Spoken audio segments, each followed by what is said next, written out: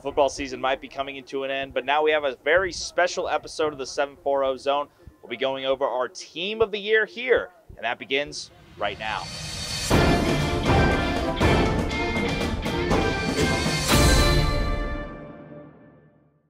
And we start off our special episode with a very special player, our player of the year in our 740 coverage. It's none other than Ironton's Reed Carrico. All off-season long, there have been whispers of just how good one player could be going into his senior season. Whispers of redemption and retribution following a tough state championship loss. Whispers of his future as an Ohio State Buckeye. Whispers of earning the title Mr. Football for the state of Ohio. Our 740 Zone Player of the Year is none other than the phenom from Ironton, halfback and linebacker, Reed Carrico. Playing against Carrico is like watching men against boys. Carrico bulldozed his way to over 1,600 rushing yards on 151 attempts, scoring 24 touchdowns. With his hands, he caught 5 passes for an additional 2 touchdowns. But he won't be playing offense at Ohio State. His skills on defense earn recognition. Carrico totaled 73 total tackles, 16 of which were for losses. He also recorded 4 sacks and 3 forced fumbles, recovering 2 of them. His accolades this year include Division V Southeastern District Offensive and Defensive Player of the Year, as well as a nomination for the 2020 Mr. Football Award. Congratulations to Reed Carrico, our 2020 740 Zone Player of the Year.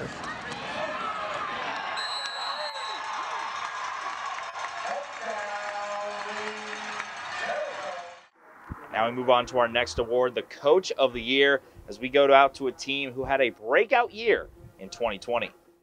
740 Zone Coach of the Year goes to Warren Warriors head coach Matt Kimes. Kimes took over the Warriors program 2 years ago. The team he got went 2-18 in the past 2 seasons. His first year with the team, he was able to pull together a winning record going 6-4, but that was just a building block for what was yet to come. The 2020 season was when it all clicked, as he led the Warriors to a 5-1 regular season record, and it didn't stop there. Warren then went on to blank Columbus East 45-0 in their first ever postseason victory, and they kept rolling. Kimes then took the Warriors to the next round and pulled off, at the time seemed an impossible comeback, to send Warren into the next round. Sadly, that's when the road ended for Warren, but for Kimes, to be able to take a team that went 4 years ago wasn't able to win a game to winning 2 games in the playoffs is an impressive feat nonetheless, and what granted him the rights to the Coach of the Year in the 740 Zone. Our first honorable mention for the 740 is Coach John Penwell of Adena. Penwell led the team to its first ever playoff run at Adena, where their only loss of the season was to the second-ranked team in the state for Division VI. Our second honorable mention for the 740 is Coach Daniel Shirey of Liberty Union. Shirey led the Lions to a 5-1 season after going 0-10 last year. He also helped accomplish a playoff win in the second round against Amanda Clear Creek with the final score of 31-17. We know in the sport of football, one of the most important positions on the field is the quarterback, and there are a bunch in the 740 who shine through. So here they are for you, our 740 Zone Quarterbacks of the Year. Starting off, the first-team quarterbacks is Hayden Shanks of Waverly. Shanks threw for 2,574 yards with 31 passing touchdowns and a completion percentage of 67%. Tigers would shut the Rockets down from there. Here's the gunslinger Hayden Shanks finding Penn Morrison for a 45-yard bomb. The refs would mark him down at the 1-yard line. Kobe Mitchell from Harrison Central is the next quarterback for the 740 Zone Team of the Year. Mitchell threw for over 2,000 passing yards, had 21 passing touchdowns. He even ran for almost 700 yards and had 11 rushing touchdowns as well. Oh yeah, and on defense, he had 60 tackles, 3 interceptions, and 1 pick six. Kobe Mitchell had himself a first half after a big game by Trevor Carmen. That sets up this Jonathan Vermillion back shoulder touchdown grab, 6-0 Huskies. Next drive for Harrison Central, it's Mitchell rolling to his left, and he fires another strike to almost the exact same spot in the end zone. The next quarterback on our 740 Zone Team of the Year is Meadowbrook's Davis Singleton. A rare arm talent, Singleton threw for 2,007 passing yards and 21 passing touchdowns for the Colts' prolific offense and piled up 965 rushing yards and 15 rushing touchdowns. He was the 2020 MVL Small School Division Co-Quarterback of the Year and led his Colts to a 9-1 record. Davis Singleton was doing whatever he wanted. 2 passing touchdowns and a 25-yard rushing touchdown for the dual-threat quarterback. 251 passing yards, 2 passing touchdowns, 208 rushing yards, 4 rushing touchdowns. Numbers you usually only see in Madden, and it looked like he was playing in easy mode with numbers like that. After guiding the Ridgewood Generals to the regional championship the year prior, quarterback Gabe Tingle did the same in his junior year, thanks in part to an explosive year on offense. He wears number 2, and from his style of play, it's safe to say Johnny Manziel was one of his favorite players growing up. And Tingle put up Johnny football numbers this year. Over 1,600 passing yards, 641 rushing yards, and 32 total touchdowns, 14 of those being on the ground. Tingle was rewarded with the Inter-Valley Conference Player of the Year award after the season ended, and we can't wait to see what his senior year will bring. And our last 740 player on the QB roster is Preston Sykes of Adena. Sykes was a dual-threat quarterback this season who had over 1,600 total yards and 30 touchdowns. Not only can he run and pass the ball, he played on every side of the field as well. Sykes also earned himself the Defensive Player of the Year award for the Southeast District in Division 6. Let's get a taste of what he can do. Sykes takes the snap from his center, finds the hole in the defensive line, and takes it to the house for a 67-yard run touchdown for the Warriors. This next one, we're running up the gut with our running backs on the 740 zone Team of the Year. Jason Munyon, junior running back for Sheridan, has next. Munyon was the offensive workhorse for the Generals all season as he finished with over 1,300 yards rushing and 20 touchdowns. Munyon was named MVL Offensive Back of the Year and had huge performances in the playoffs and the regular season. Be ready for one more year of him as he'll suit up for his senior season for head coach Paul Culver. On the opposite side of the ball, Jason Munyon would get the gears for the offense rolling as he would find his way in the open field, making a few defenders miss and getting just short of the goal line. But no problem, however, as one play later he would add another touchdown to his season total and 2 more plays to the highlight reel. Coming from the Johnstown Monroe Johnnies, Wes Myers is our next running back for the 740 zone Team of the Year. Myers was praised as a locker room leader and displayed excellent vision all year long. Always gave second and third efforts and had 1,360 rushing yards and 25 rushing touchdowns to show for it. Teams had to watch out for him in the passing game too, putting in 125 receiving yards, and for good measure, the senior added 600 return yards to his already impressive stat line. And speaking of Myers, he had himself a day. 4 rushing touchdowns, including 3 in the fourth quarter alone. Our next running back on the 740 zone Team of the Year is Hobie Scarberry from Bloom Carroll. Scarberry helped guide the Bulldogs to their first ever regional title and a trip to the state semifinals. Scarberry rushed for over 800 yards and 11 touchdowns. He also can bring it on defense as he had 19 tackles for loss and 9 sacks. Let's not forget about the birthday boy. In the third, Hobie Scarberry takes the direct snap and plows his way into the end zone again. 162 yards and 3 touchdowns on the senior's big day. Later in the quarter, KJ Benedict finds Hobie Scarberry across the middle and get out of his way. Scarberry completely steamrolls the defender to bust into the end zone, making it 14-0. Our last 740 zone Team of the Year running back is Bern Union's Chris Prince. Prince rushed for 986 yards and 13 touchdowns. He averaged 10.1 yards a carry on the season, and he was a huge part of Bern Union's explosive offense, and he helped lead his team to 2 playoff victories. Prince then decided he would make every man on the Bishop's defense miss and blast off for a 26-yard touchdown run, making the score 35-0. Prince then danced his way into the end zone again, making multiple defenders miss and throwing a few off as well. The Rockets went into halftime up 49-0. Move on to a position a little underappreciated, leading the blocks for the running backs, the fullback position here. We have a couple of guys here we'd like to highlight for our 740 zone Team of the Year. The first team fullback for the 740 zone Team of the Year is Will Balgo from St. Clairsville. Balgo had 14 carries for 50 rushing yards and 3 rushing touchdowns. He also had 14 receptions, 123 receiving yards, a receiving touchdown, and was also a defensive starter on St. Clairsville, who was ranked in the top 5 in the state for Division 4, basically every AP poll. Before the end of the first half, it's Will Balgo finding the end zone. He talks about the physicality shown by his team in the second half. The last fullback to make the All-740 zone team is Eastern's Steve Fitzgerald.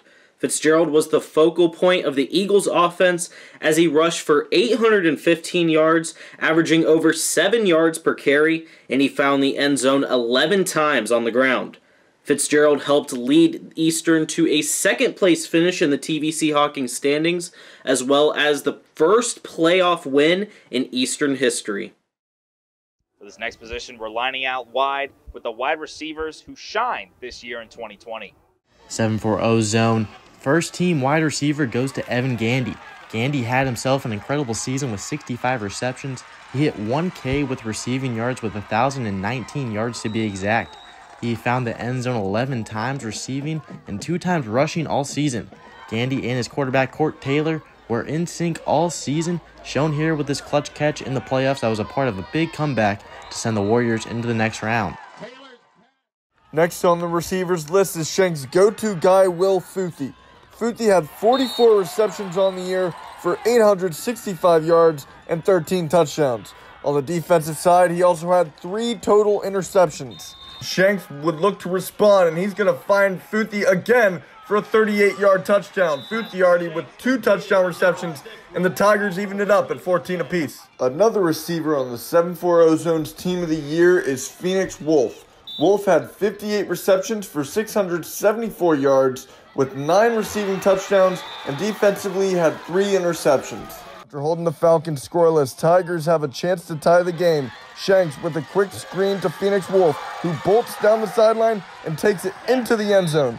Game tied at 28, 8 minutes left. Big playability is the name of the game for the wide receivers on the 740 Zone's Team of the Year, and Fairland's Gavin Hunt might be the best example of that. The stats are absurd during a shortened 2020 season, with 50 receptions for 1,068 receiving yards, 15 receiving touchdowns, and averaging a crazy 21 yards per reception. He even made an impact defensively with 3 interceptions on the year.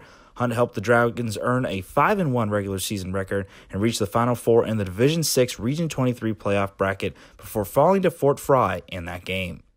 The next wide receiver for the 740 Zone's Team of the Year hails from Wellston. Senior Hunter Smith has emerged as one of the best at his position in the TVC Ohio.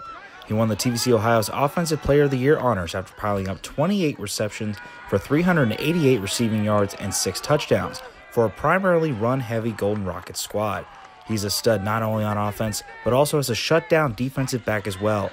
Smith helped guide the Wellston Golden Rockets to the TVC Ohio crown in 2020, as he leaves the Wellston football program much better than when he first arrived on the scene. At receiver, we have Tristan Prater from the Jackson Ironmen. The junior had 30 catches for 610 yards and 10 touchdowns. His ability as a deep threat helped this offense score over 40 points a game this year, and he was one of the best jump ball receivers in our coverage. Here on a 4th down later on in the quarter, Spires evading pressure, going for Prater, and what a grab by the junior receiver. Next up for our 740 Zone Team of the Year receivers, it's Keyshawn Bonner from the Granville Blue Aces. Bonner was always a threat to break away and take one to the house, finishing with 39 catches, 701 receiving yards, and 7 receiving touchdowns. Granville tried to find all different types of ways to utilize his explosiveness, and he added 3 rushing touchdowns and 2 kickoff touchdowns to put the cap on a stellar season. Weren't running away with this one at halftime, led 20-15. And Granville had some bright spots, and they retook the lead with a kick return touchdown from Keyshawn Bonner. They got on the board first on Friday. Keyshawn Bonner takes the end around all the way around the defense for 6. Our next wide receiver on the 740 Zone Team of the Year is Rylan Ellis from Licking Valley. Ellis got done in a bunch of different ways for the Panthers offense. He had 13 receptions on the season for 181 yards. He also had 13 rushing attempts for over 150 yards, and he was a threat anytime he had the ball as he averaged 13 yards per touch. In total, Ellis had 5 all-purpose touchdowns. We move on to another set of pass catchers, the tight ends that shined above the rest this past football season. At tight end, we have Traylon Davis for Jackson. He had 10 catches for 160 yards and 4 touchdowns this year. On top of what he did in the passing game, Davis was also dominant as a run blocker for this Ironman offense. He got pancakes almost weekly, and his all-around excellence helped catapult him to first-team All-FAC at the position. Next year, Davis will be playing tight end for West Virginia University. Spires going over the middle this time to Traylon Davis, the big tight end. That's his first touchdown of the year. Blake Guffey is our next tight end on the 740 Zone Team of the Year. He had 507 receiving yards and 8 receiving touchdowns this season. He helped the Tomcats win the TVC Hawking title again in 2020 and helped Trimble win 2 playoff games this season during their run to the regional semifinals in Region 27. You're not going to believe this. Lackey's stuck in a flock of eagles but is still able to connect with none other than Guffey. There's no looking back now. He's going full speed ahead for an 84-yard touchdown. Tabor Lackey's going to air it out, and Blake Guffey's going to snatch it up. Now he has to fend off some Burn Union defenders. He's not going to sweat it, though. Look at this. The Rockets are crashing left and right.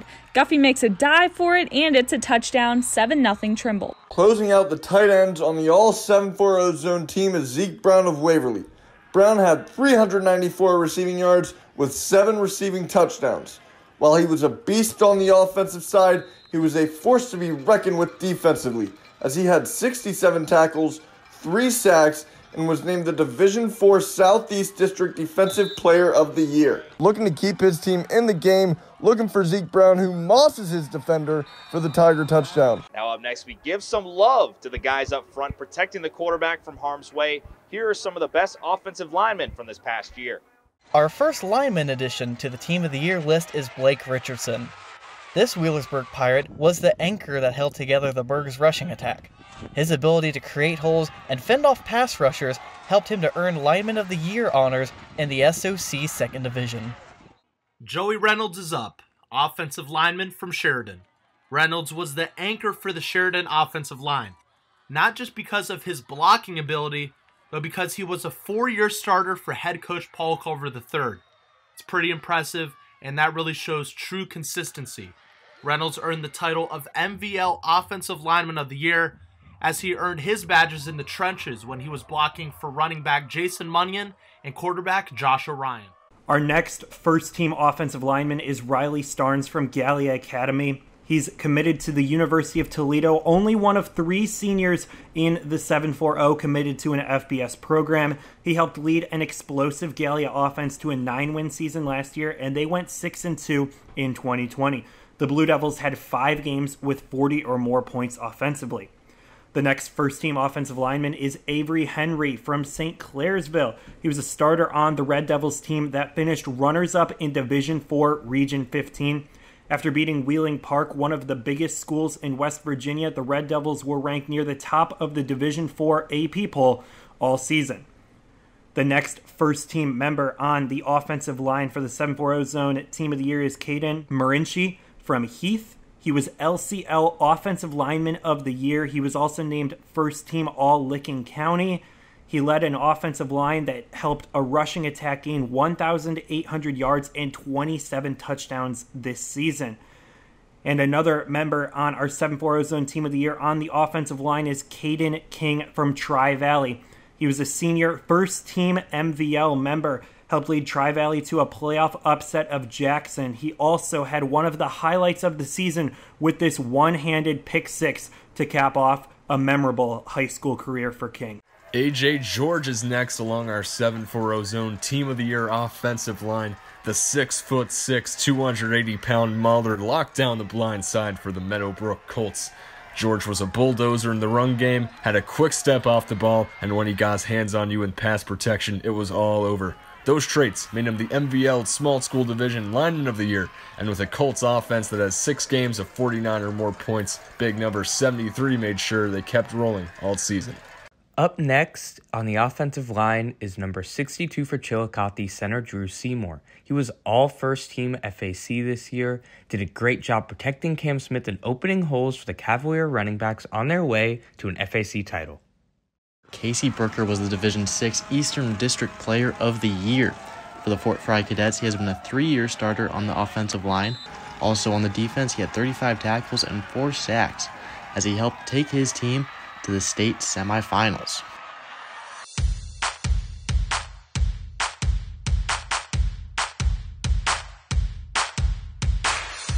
We now flip on over to the defensive side of the ball here for our 740 Team of the Year. We got the guys plugging up the trenches, guys rushing the passer, the defensive line.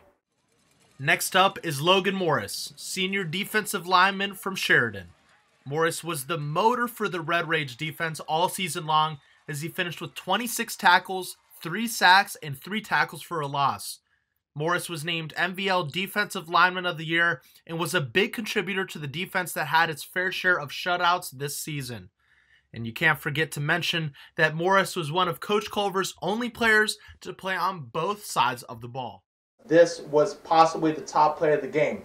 New Lex is punting the ball on 4th down, and Morris just absolutely trucks the offensive lineman for New Lex, gets the block punt, picks up the ball, and even goes a few yards with it. And man, that was impressive. On the first team of our 740 Zone Team of the Year defensive line, we got Jake Lusk of the Johnstown Monroe Johnnies. Lusk was a bull in the china shop in the backfield all season. Uncanny burst off the line, impressive power and hand use, and a non-stop motor led to a monster season. 120 tackles, 27 tackles for loss, 19 sacks, 2 forced fumbles, 1 fumble recovery, prodigious production, and a nightmare for his opponents. On a defense that gave up, on average, 8.2 points per game, defensive tackle Zach Prater was the standout player for Ridgewood. Weighing 290 pounds, Prater would overpower opposing linemen and dominate the line of scrimmage week in and week out. What did that get him? 36 tackles, 10 TFLs, and 6 sacks, plus a spot on the IVC First Team All-Conference team. Not to mention, First Team All-740. On the defensive line for our 740 Zone Team of the Year comes senior Christian Wiseman from the Nelsonville York Buckeyes. Wiseman earned all TVC defensive team honors with his stat line of 62 tackles, 14 tackles for a loss, and 4 sacks, but his impact went deeper than that. His ability to break off double teams even at his size and his excellent blocking on the offensive line made him the leader on both fronts, helping the Buckeyes become a force to be reckoned with as the season progressed. Our next defensive lineman on the 740 Zone Team of the Year is Drew Hess from Newark Catholic. Hess had 101 tackles, 44 of them for loss, and 16 sacks during his senior season. He created even more havoc on defense with 4 forced fumbles and 3 fumble recoveries. Newark Catholic made it to the state Final Four in Division 7, and they have the state record for most Final Four appearances in the state of Ohio, and Hess was a big reason why the Green Wave had that sort of success this season. And our last 740 player on the defensive line is Dylan Anthony of the Liberty Union Lions. Anthony was one of the senior captains that helped turn around the Lions' regular season from 0-10 to 5-1. Not only was he a leader for his teammates on the field, he played on both sides of the ball as well. Anthony had the ability to read the situation on the ground, such as this one where the ball popped out of the runner's hands and into his bare paws to recover the fumble for a touchdown during the playoffs against Amanda Clear Creek at home. We now move on to some of the heaviest hitters on the defense, the linebacking core. That makes up our 740 Zone Team of the Year. Next up is Shay Taylor, senior linebacker from Sheridan. Taylor was the leader for the Generals this season, and he has a resume to show for it. Taylor was awarded MVL Linebacker and Player of the Year awards, and he finished with 71 tackles, 3 sacks, 6 tackles for loss, and 3 interceptions all through 9 games. Taylor played some offense as well, but his defense is what gets him the title of Best Linebacker in the MVL. Watterson driving, Taylor would make the play of the game, intercepting Hoying again and sealing the 28-20 win for Sheridan. 740 Zone First Team linebacker goes to Dylan Hart. Hart had an incredible season for the Fort Fry Cadets with 89 tackles, 4 sacks, and a fumble recovery. He was a force to be reckoned with when he's on defense. This play shown, Springfield breaks a few tackles, but Hart doesn't give up on the play and makes a big-time tackle. The next linebacker on our 740 Zone Team of the Year is the Nelsonville York Buckeyes senior Colton Snyder. With 81 tackles, 17 tackles for a loss, he captured the 2020 TVC Defensive Player of the Year award. Snyder became the school record holder for tackles in a career and has been the heart and soul of a defense that became one of the best in the TVC Ohio. The burly senior was also a powerful runner as a fullback for the Buckeyes, helping the team make a run in the playoffs before falling to the Fairland Dragons. Our next linebacker needs no introduction. It's Ironton's all-star, Reed Carrico. As mentioned previously, Carrico was a machine on both sides of the ball. On defense, His 73 tackles and 4 sacks proved to be a disruption to every offense he faced. In addition to 3 fumbles, you always had to know where Carrico was on the field at all times if you wanted any success against the Fighting Tigers this season. Next Warrior drive, Jalen Jennings takes the ball outside, has room, and boom! That's gotta be the biggest hit I've seen all year. We head back to Ironton for our next linebacker. Cameron Deere was a monster at forcing turnovers. He had 6 forced fumbles this season on top of 74 total tackles.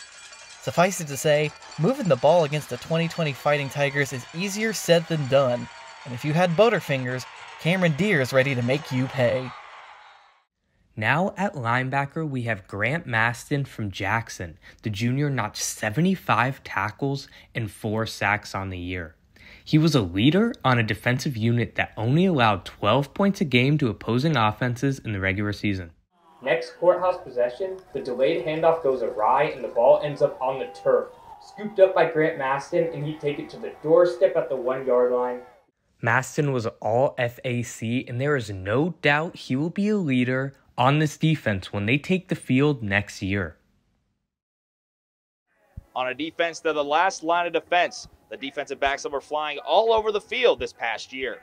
Leading off our defensive backs on a 7-4-0 zone team of the year is Bloom Carroll's Bo Wisecarver, who is one of our first-team defensive backs.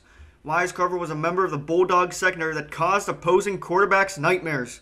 He had 5 interceptions on the season as well as 34 tackles for loss, and on offense, Wisecarver had 151 receiving yards and 3 touchdowns. Carrollton trying to get those points right back, but Bo Wisecarver has a different plan in mind and comes down with the interception. Luke Warner hits Austin Haney with a pass, but Haney is met with a big-time hit from Bo Wisecarver.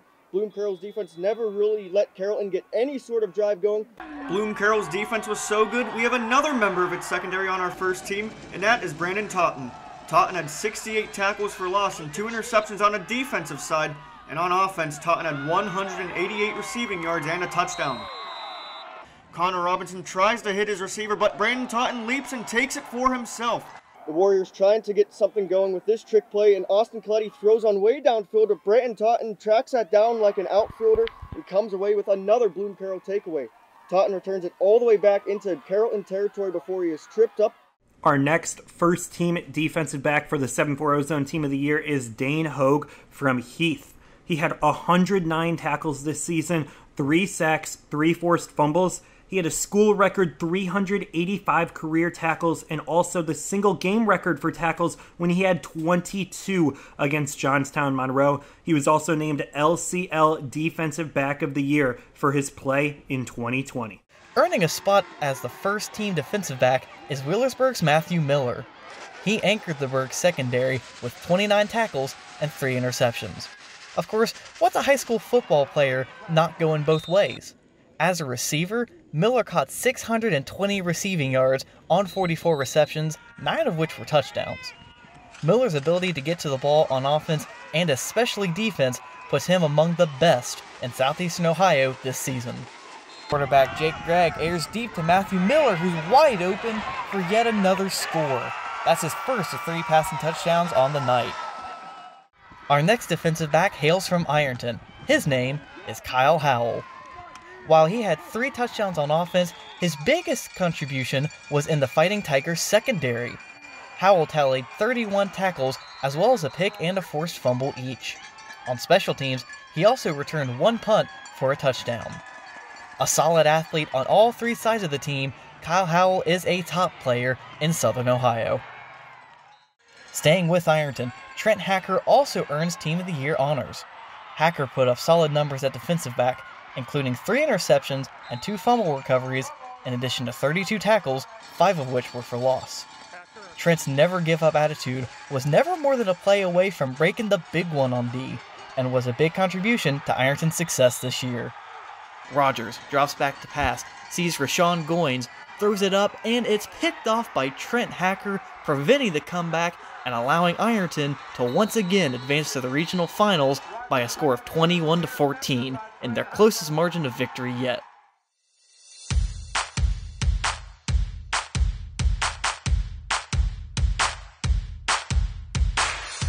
Now for our final guy on our 740 zone team of the year, the guy who can kick an extra point for you and punt them deep in their own territory, the kicker and punter from our team. Our kicking specialist for the 740 zone team of the year is none other than Wheelersburg's boomstick, Braxton Salmons. Doubling as a place kicker and punter, Salmons went 6 for 9 on field goals with a long of 43 yards. His average punt was 37 yards, and he earned 11 touchbacks on kickoffs this year. Having a reliable iron foot at this level is a luxury, and the Pirates used this talented kicker to score even when they were nowhere close to the end zone. Beginning of the second, enter the boomstick. Kicker Braxton Salmons from 45 yards out. The kick is away, it's in time, and it is good to put Wheelersburg up 10.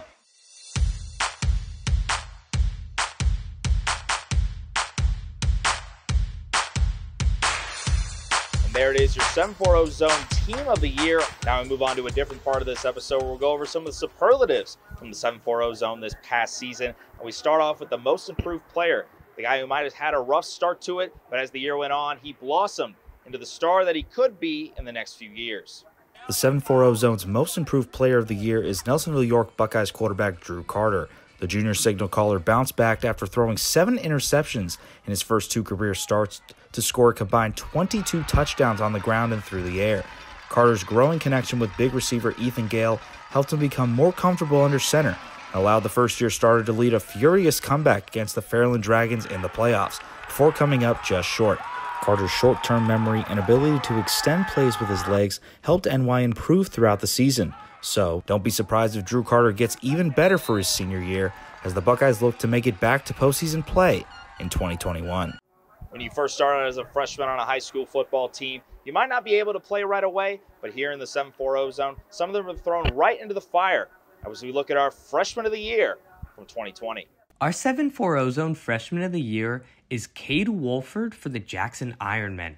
Wolford burst onto the scene in their second game against McLean when he had 155 yards on 5 carries and 2 touchdowns. His big play ability was on display all year, as he averaged more than 10 yards a carry for the whole entire season.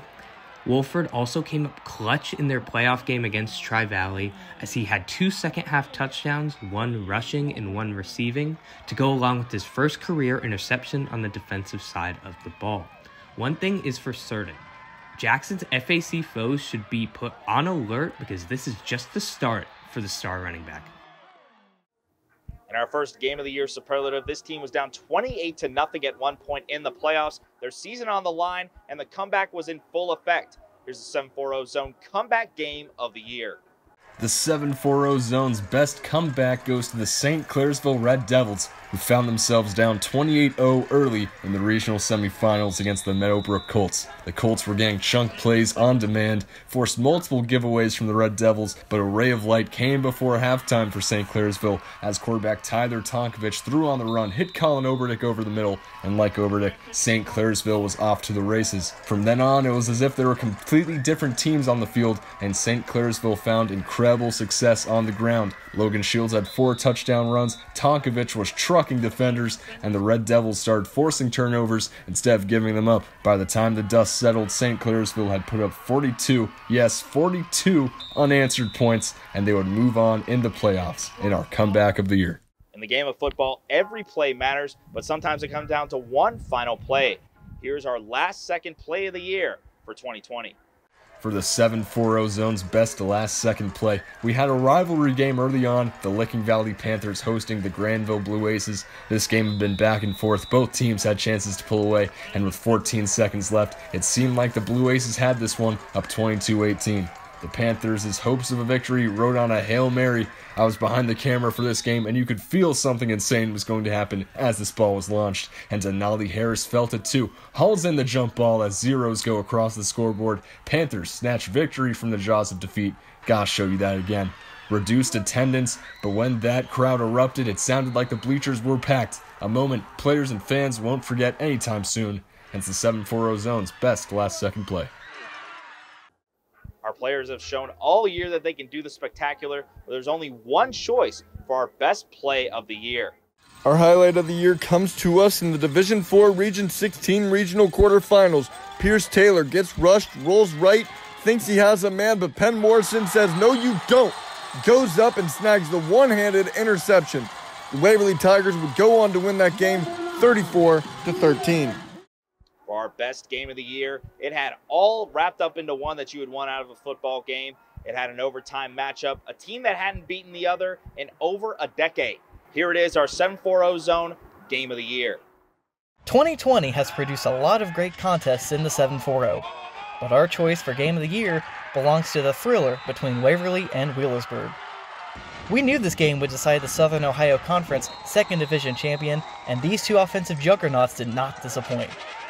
Waverly's passing game and Wheelersburg's ground attack created a thrilling clash of styles and a back-and-forth game that needed overtime to settle things.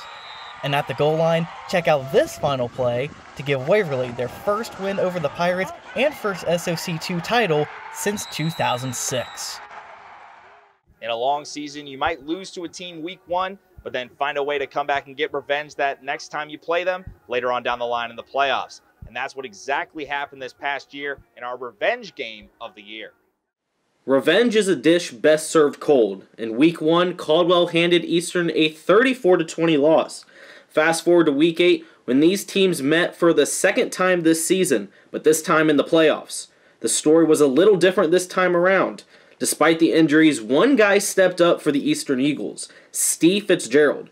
His 229 yards rushing and 3 rushing touchdowns led the way for the Eagles as they got revenge on the Redskins, winning 26-14, marking the first ever playoff win in the history of Meigs County. It's such a team sport, but sometimes one player shines above the rest. Next up is our best individual performance of the season. The best performance in the 740 zone came from none other than Jason Munyon when the Sheridan Generals took on the Tri-Valley Scotties in Dresden.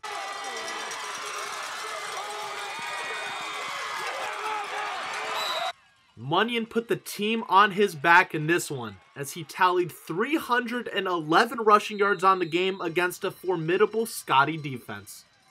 And his performance would feature not one, not two,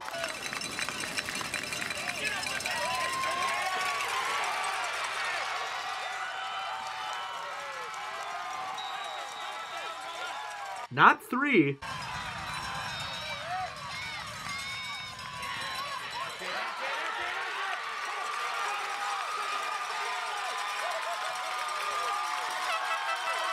but 4 rushing touchdowns as the Generals completed a shutout victory over the Scotties in Dresden, 33-0.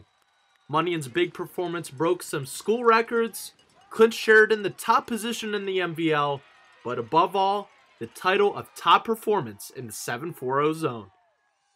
And that'll do it for us here at the 740 zone for the final time this year. Again, I'd like to extend a thanks to all the reporters who went out there to cover these games, and also to the fans and the teams themselves for allowing us to be out there to cover their student athletes. For the final time, I'm your host, Jacob Murray, signing off.